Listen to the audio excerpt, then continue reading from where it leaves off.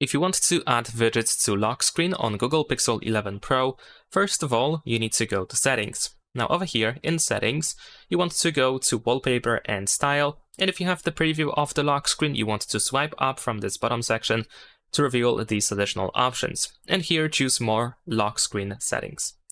Here we need to make sure that widgets on lock screen are enabled, so make sure to turn it on. And if you tap on the option itself, you can just find a little bit of information. But now if you want to find these widgets, if you open the lock screen, then you can swipe here from right to the left side, and there we go. Here we can find some example widgets that are available straight away. You should be able to press and hold your finger on any of these widgets in order to start customizing this section. There we go. And if you tap on any of these widgets, then you have the option to remove that selected widget. So if I want to remove this one over here, I can just tap on remove. I can do the same thing here. And there we go. Besides that, we also have the option to resize a widget. So if you tap on any of these widgets, you need to find this circle. It can be positioned here on at the bottom or at the top.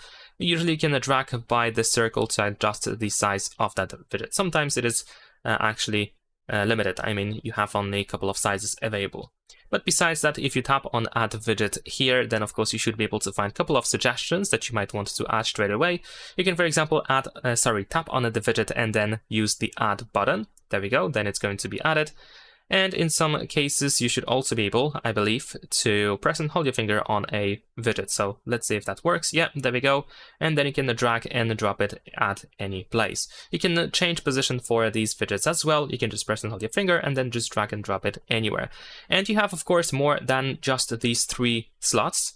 If you add another widget, let's say I'm gonna use this one over here. Let's add this widget here.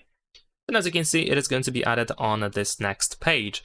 And once you are done, just tap on Done, and you can easily now use those lock screen widgets. And that's pretty much it. Leave a like and subscribe.